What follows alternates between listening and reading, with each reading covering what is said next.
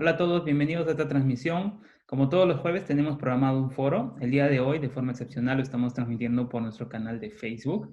Espero que sea de su agrado. Ya tenemos conectado a nuestro ponente y el día de hoy vamos a hablar de un tema muy importante que muchas veces no se toma en cuenta.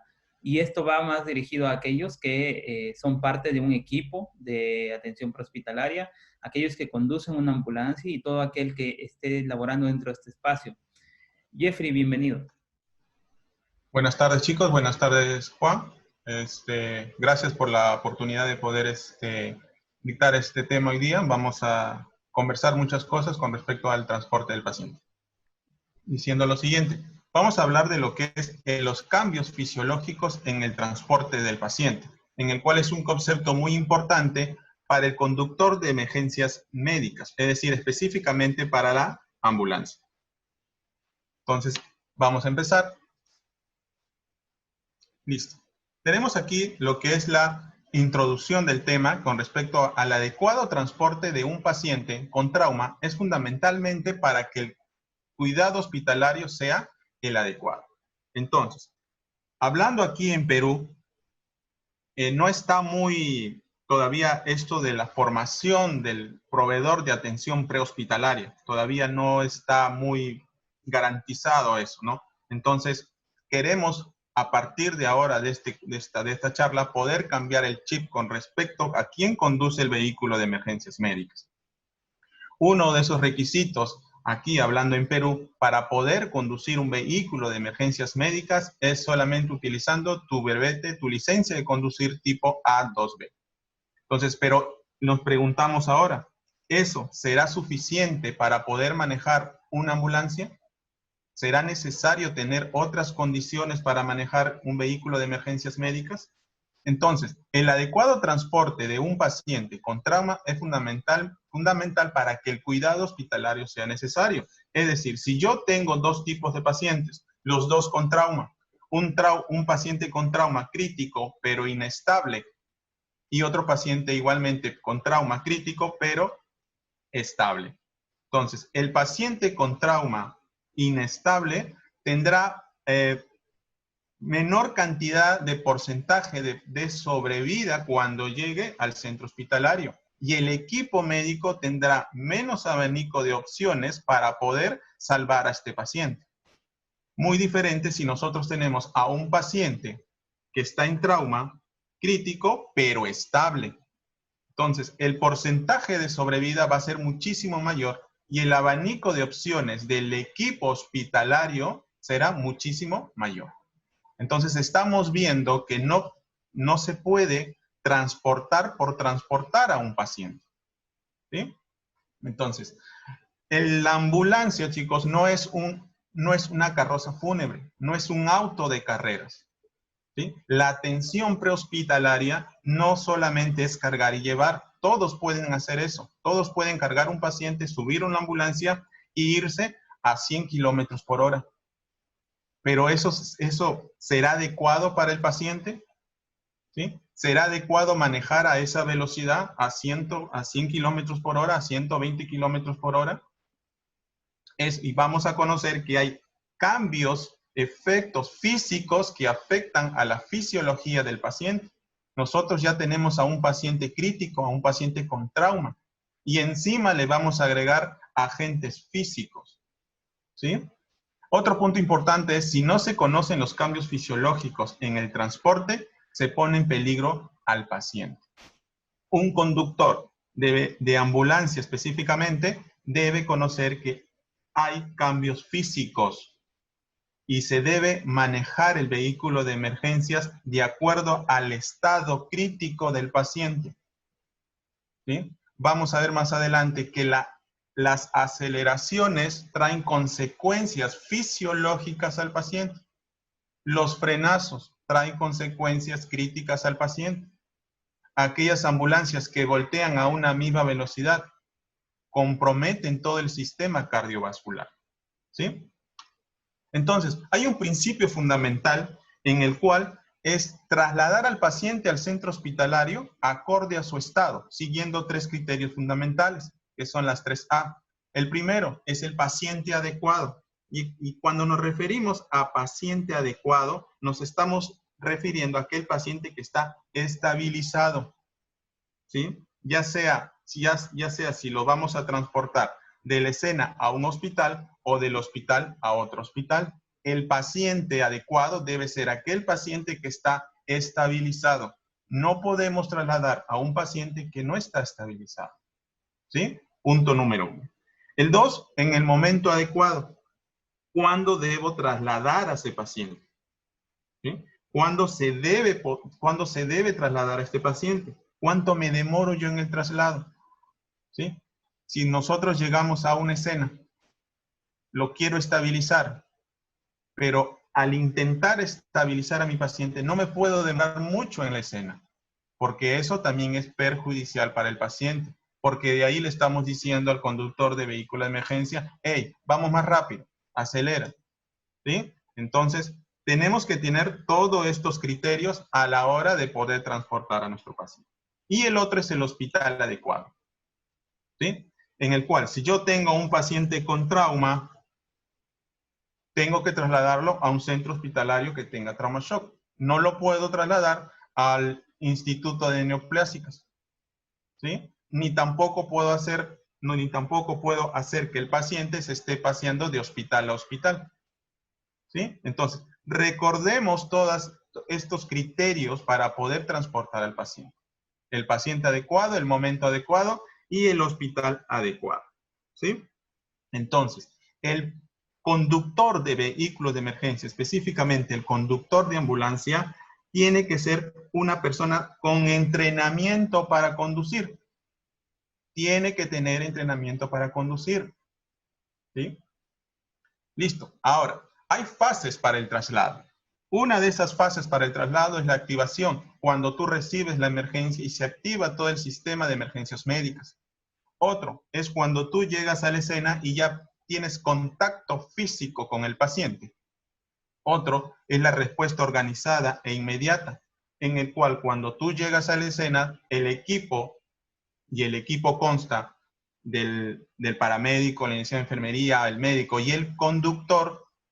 Todos ellos forman un equipo, saben lo que tienen que hacer en una escena. Y el otro viene a ser la transferencia al paciente a un centro asistencial. La otra fase viene a ser la estabilización, que quiere decir, primero, actualización de protocolos de soporte. Tenemos que conocer todos los protocolos con el cual trabajamos, protocolos para vía aérea, protocolos para control de sangrado, cómo se realiza la evaluación primaria, cómo es la evaluación secundaria y todo el tratamiento de soporte que yo le tengo que dar a mi paciente. El traslado, una vez que yo ya estabilicé a mi paciente y utilicé todos los protocolos para poder evaluar a mi paciente, lo comienzo a trasladar, ¿sí? Al centro hospitalario que me indique. Y la transferencia es cuando ya el paciente ingresa al centro hospitalario. Y por último tenemos la reactivación, y este es algo importante, ¿sí? Cuando yo ya dejé a mi paciente en el centro hospitalario y me regreso a mi base, tengo que tener todos los equipos nuevamente activados. ¿Qué quiere decir eso? Si yo utilicé una cánula, tengo que reponer esa cánula y tener todo mi equipo acorde. Si yo utilicé oxígeno, tengo que hacer que mi balón de oxígeno esté nuevamente cargado. Eso se encargará el equipo que se encuentra en la parte posterior, pero el conductor, ¿cuál es su trabajo del conductor en ese sentido de la reactivación? Hacer que la ambulancia se encuentre 100% activa. ¿Y a qué me refiero 100% activa? Llantas bien infladas, el sistema eléctrico en buen funcionamiento, motor en buen funcionamiento, frenos, que tenga frenos. Entonces, una vez que yo ya hice todo eso, la unidad y todo el equipo está listo para otra atención. Bien, ahora tenemos principales factores para determinantes para el transporte del paciente. Uno de esos condiciones es la condición clínica del paciente y el mecanismo de la lesión. Aquí me quiero detener un poquito, porque la atención prehospitalaria, chicos,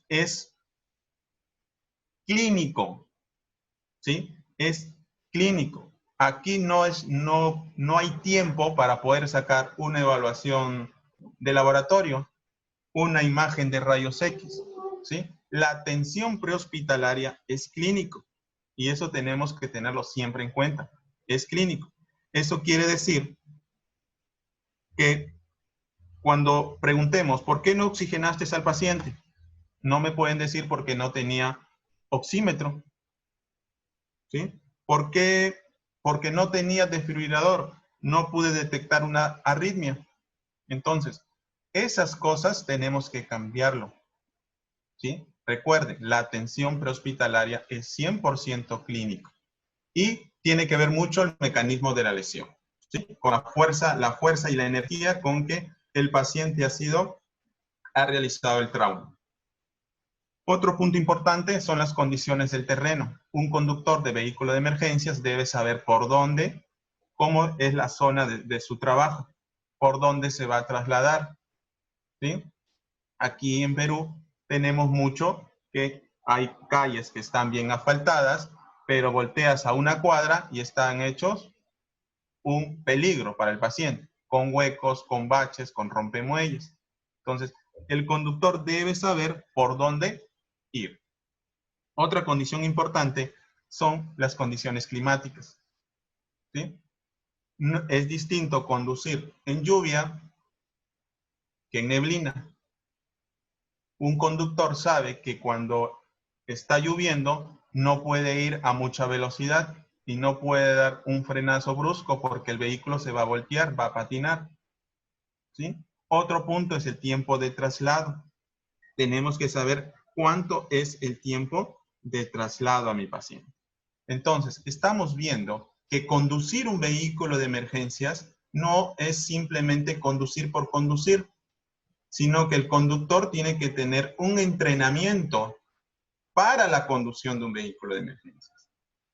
Y más aún, el conductor de vehículo de emergencias debería ser y tiene que ser un proveedor de atención prehospitalaria o un técnico de emergencias médicas para que pueda conocer todos los criterios para poder conducir a un paciente con trauma y más aún si está crítico. El conductor de vehículo de emergencias debería conocer conceptos básicos de anatomía, de fisiología, de fisiopatología, de bioquímica, para que entienda que la velocidad afecta a tu paciente. Entonces, estamos hablando que hay cambios físicos. Dentro de esos cambios físicos, el traslado de un paciente conlleva a cambios fisiológicos que va a afectar a una condición. Vamos a ver más adelante que las aceleraciones, los ruidos, ¿sí?, afectan a tu paciente. El clima afecta a tu paciente, ¿sí? Eso no significa que vas a ir a 100 kilómetros por hora y eso va a salvar a tu paciente. No, lo que vas a llevar no es un paciente, es un cadáver. Y recordemos, las ambulancias no son carrozas fúnebres, sino son vehículos de emergencia para llevar a pacientes. Y tampoco las ambulancias son autos de carreras, ¿sí? Y otro punto importante, afecta también al equipo del trabajo. Yo les hago una pregunta. Si yo tengo un equipo que está intentando estabilizar a un paciente de trauma en la parte posterior, pero conduciendo tengo a un loco al volante y se está yendo a 100 kilómetros por hora, el equipo que se encuentra en la parte posterior, ¿estará concentrado en el paciente o en su propio equilibrio para no caerse del vehículo? Les hago otra pregunta. ¿A esa velocidad se podrá intubar a un paciente? ¿A esa velocidad se podrá hacer un acceso intravenoso? Entonces, eso también está afectando al equipo de trabajo. La cinetosis. La cinetosis es un incremento de los estímulos del oído interno por movimientos de aceleraciones y desaceleraciones, tanto lineales como angulares repetitivas. ¿Qué quiere decir esto? Movimientos de 2 o más direcciones en forma simultánea. ¿Quién no ha sentido ¿Quién no? El que maneja, por ejemplo, su vehículo particular, está parado en el semáforo, al costado hay otro vehículo, el vehículo del costado se mueve y tú sientes que tú te has movido. ¿Cuál es tu reacción? Pisas el freno. ¿Sí? Pero tú no te has movido. El que se ha movido es el vehículo de al costado. ¿Sí? Entonces, si tú, aparte de eso, cuando tú vas en un micro, en un carro, a veces te ha dado mareos, náuseas, ¿sí? Imaginemos, si nosotros sentimos esos estímulos, ¿qué sentirá el paciente? ¿Cuál es su eje de equilibrio de tu paciente cuando se encuentra en la parte posterior? ¿Cómo va mayoritariamente un paciente? En posición supina, ¿sí? Boca arriba, ¿sí? ¿Qué es lo que está viendo tu paciente? El techo de la ambulancia. ¿Qué más puede ver echado ahí tu paciente?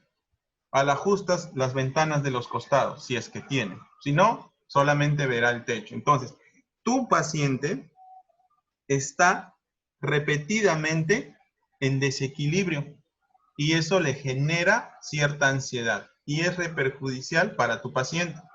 Si tienes a un conductor de ambulancia que está manejando como loco. Listo, entonces aquí tenemos las repercusiones de las velocidades. Una de esas importantes es la aceleración y las desaceleraciones, en el cual va a haber cambios circulatorios que van a provocar un desplazamiento de la sangre dentro del sistema circulatorio. Específicamente, las aceleraciones alteran todo el sistema cardiovascular. ¿Qué quiere decir esto? En las aceleraciones de un vehículo, cuando aceleras bruscamente, la sangre tiende a irse hacia los pies. En cambio, cuando tú frenas, la sangre tiende a irse hacia la cabeza.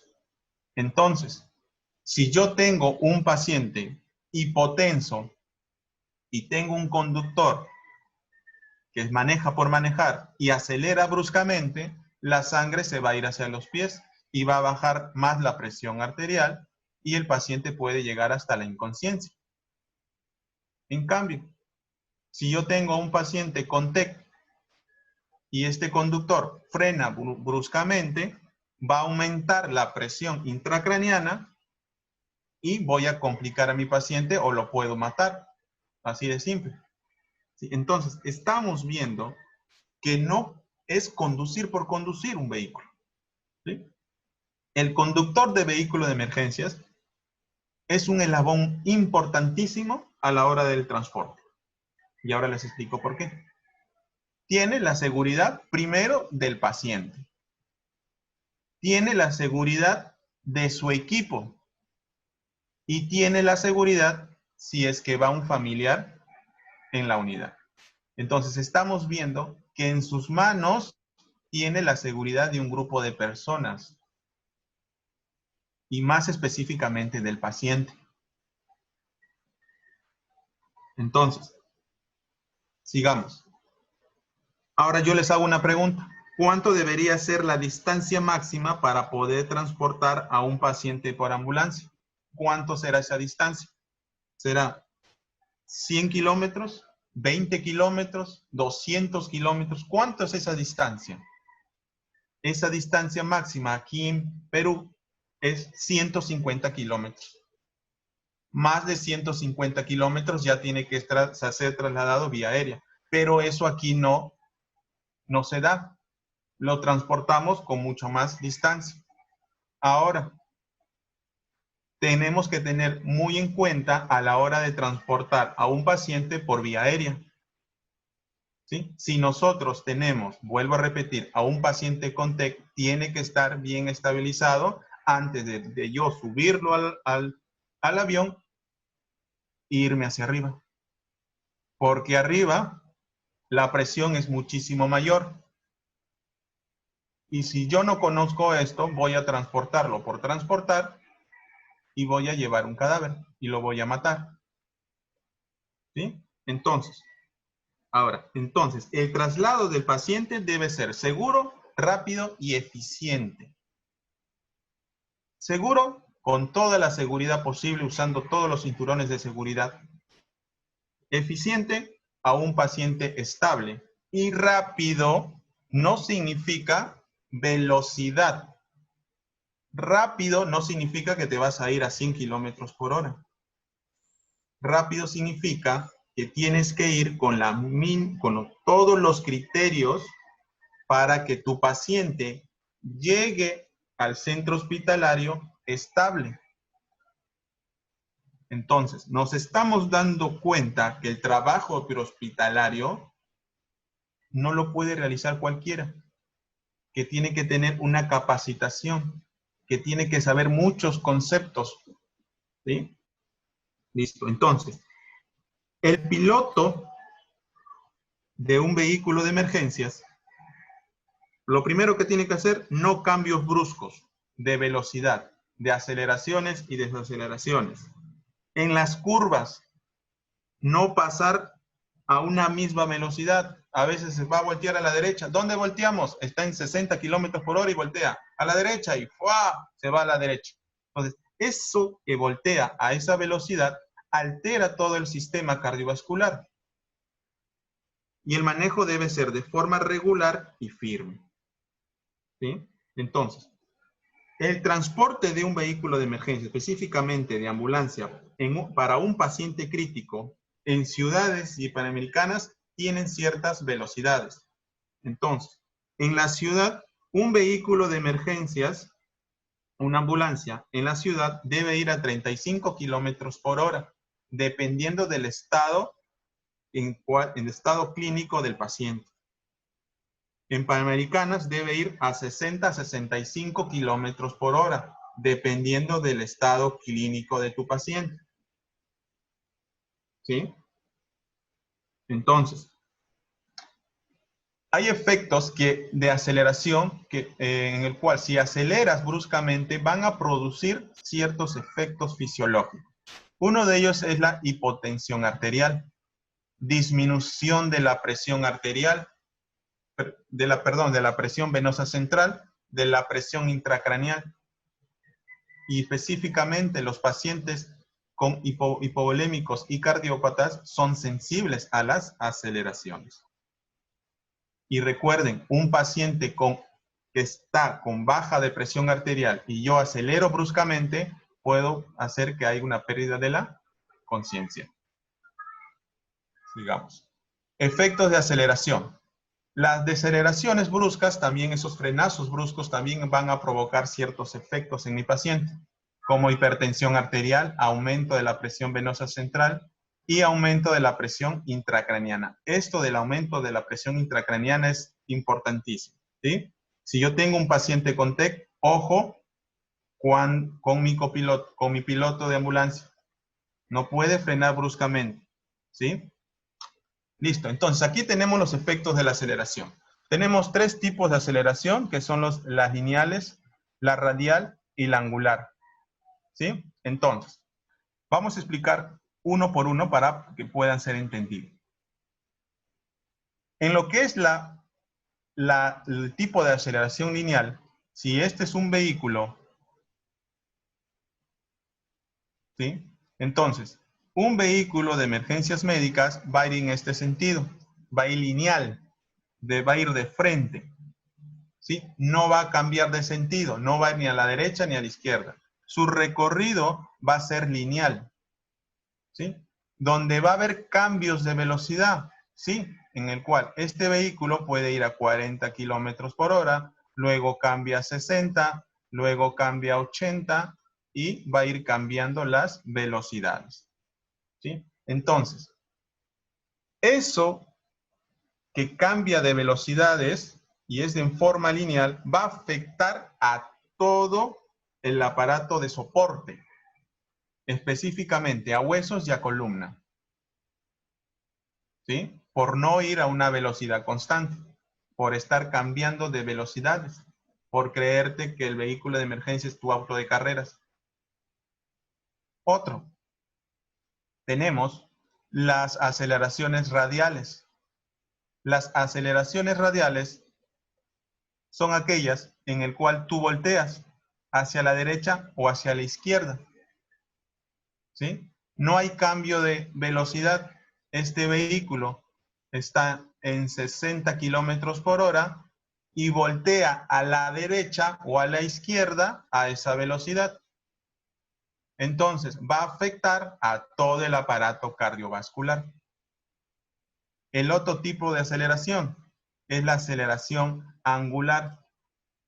Y esto se da mucho aquí en Perú, ¿sí? En el cual tú tienes un vehículo aquí, otro vehículo por acá y otro vehículo por acá, ¿sí? Entonces, tú estás con sirena, circulina, con bulla y no te dan pase. Entonces, ¿qué hace el vehículo de emergencias? La ambulancia hace esto, ¿sí? Entonces, estás acelerando y volteas a una velocidad no indicada para tu paciente. Entonces, si este vehículo particular quiere darte pase, pero tú estás haciendo esta maniobra, el vehículo particular, cuando quiera reaccionar, ya tiene a la ambulancia en la parte posterior. ¿Sí? Entonces, estamos viendo que un vehículo de emergencias no es manejar por manejar, en el cual estamos viendo que los tipos de aceleraciones angulares, en el cual hay cambios de velocidades y hay cambios de direcciones bruscamente, afectan a todo el equilibrio, específicamente al oído interno. Entonces, aquí tenemos lo que son las aceleraciones centrípeta y centrífuga, ¿sí? Son dos fuerzas físicas en el cual hacen que el vehículo de emergencia, cuando tú volteas, se manezca en equilibrio, no se voltee, en el cual la fuerza centrípeta hace que te jala hacia el ángulo de giro y la fuerza centrífuga te empuja, te aleja del ángulo de giro. Entonces, si este vehículo de emergencia va a una velocidad prudente, hay un equilibrio, ¿sí? Pero, ¿qué pasa cuando hay en las aceleraciones angulares? Si este vehículo de emergencia, ¿sí?, va a una velocidad constante, a 60 kilómetros por hora, 70 kilómetros por hora, voltea, ¿qué va a pasar? La fuerza centrífuga, ¿sí?, la que sacaba del ángulo de giro, es mayor a la fuerza centrípeta. Entonces, como la fuerza centrífuga es mayor, el vehículo que va a una misma velocidad, 70, 80 kilómetros por hora, va a empujar este vehículo y va a hacer que se desestabilice, se mueve el vehículo. ¿Y qué hace un conductor cuando un vehículo ve que no lo tiene controlado? Pisa freno. Y al pisar freno, la fuerza centrífuga es muchísimo mayor y el vehículo se voltea.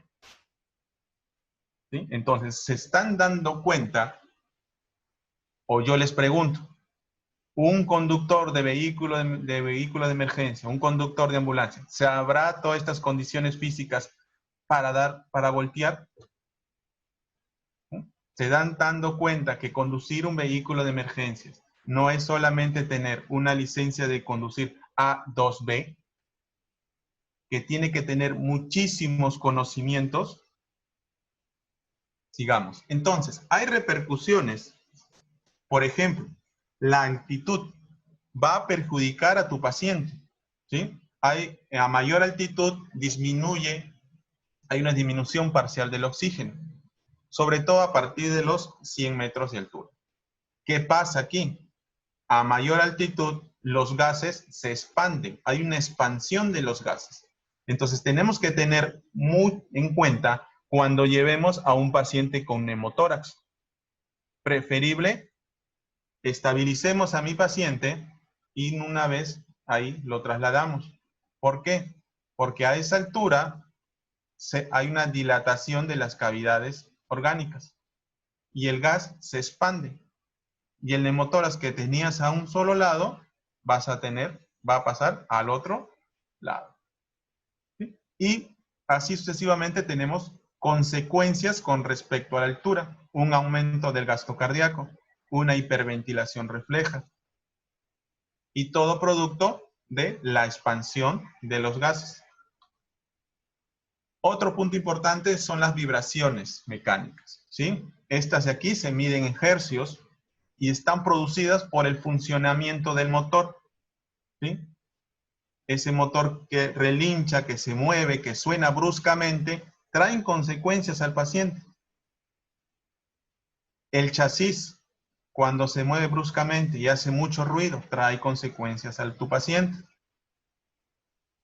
Por la transmisión, a veces el freno está sonando. Todos esos ruidos, todas esas privaciones traen consecuencias al paciente, ¿sí? Por eso es un conductor de vehículo de emergencias, antes de poder salir con su vehículo, tiene que revisarlo constantemente, ¿sí? Se dice que se tiene que hacer una revisión 360, dar un giro por todo el vehículo y ver que todo esté funcionando, todo esté funcionando de acuerdo.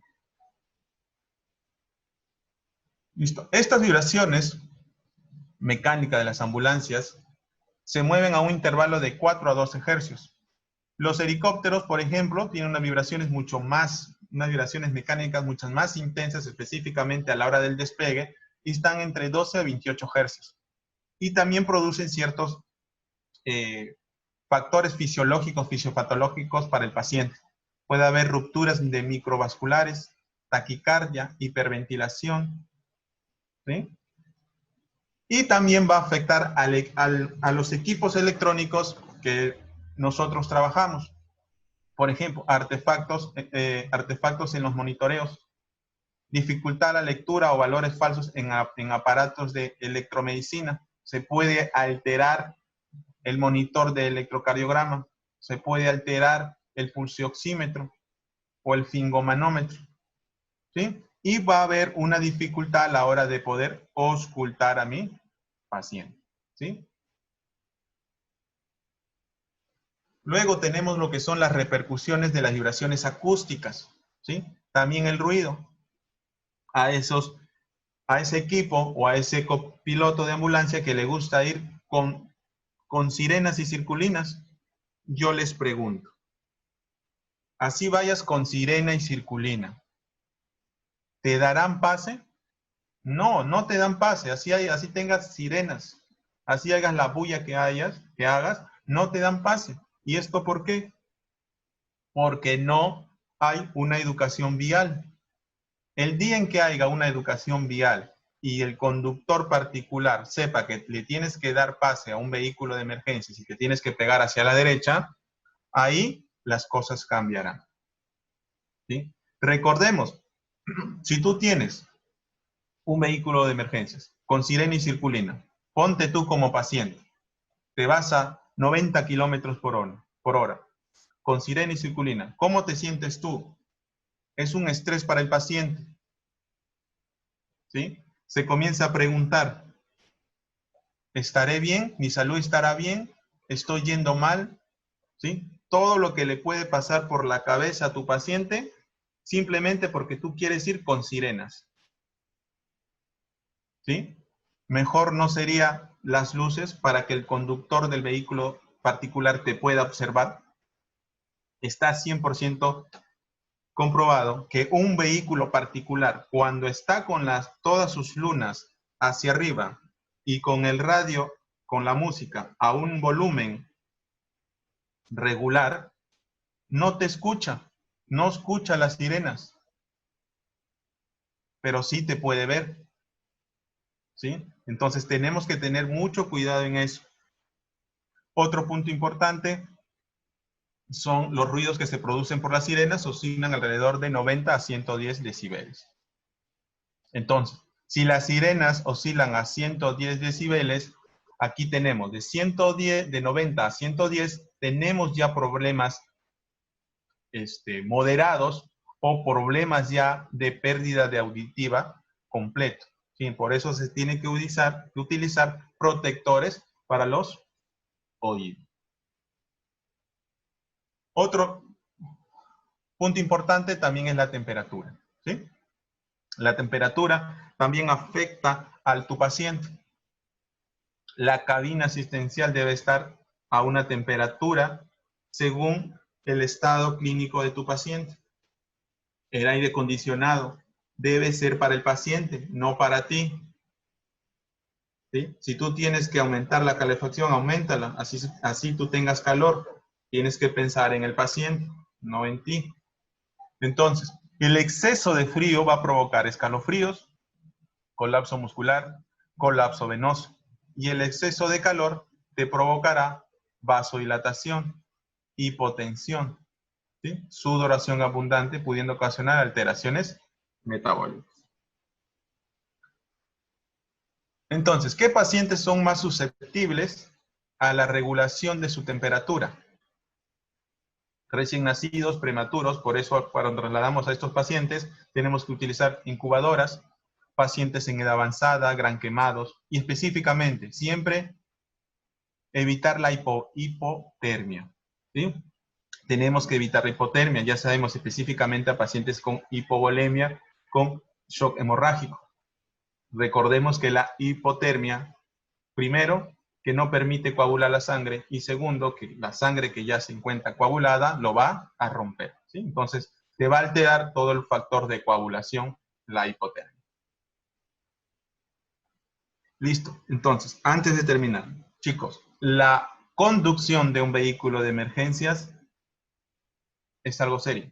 Disculpen si he sido un poco crudo al poder hablar, pero ya tenemos que cambiar el chip de que conducir un vehículo de emergencias no solamente es tener una licencia de conducir A2B, ¿sí? Debería ser muchísimo más, ¿sí? Debería tener conocimientos básicos, vuelvo a repetir, en ciertas asignaturas. Debería conocer sobre soporte básico de vida, sobre soporte básico de trauma, para poder entender que tu manejo afecta la condición de tu paciente. Jeffrey, quizás tengas unas palabras finales. Sí, Juan, primero agradecerte, repitiendo por la ponencia, y cambiemos el chip, chicos, que conducir un vehículo de emergencia es algo muy importante y que trae en consecuencia efectos negativos si yo no sé conducir un vehículo de emergencia, ¿sí? La velocidad no va a hacer que tu paciente llegue estable a un centro hospitalario, sino todo lo contrario, hará todo lo negativo para tu paciente, y en vez de transportar a un paciente, vas a transportar un cadáver. ¿Sí? Listo. Gracias. Listo, muchas gracias a todos por su participación. Pueden pasar por nuestro canal de YouTube, donde tenemos muchas más conferencias. Todos los foros están disponibles en nuestro canal de YouTube. Y en estos días tenemos una sorpresa para ustedes, así que manténganse conectados en la página de la Escuela Peruana de Paramédicos. Muchas gracias a todos y nos vemos en una próxima transmisión. Chao.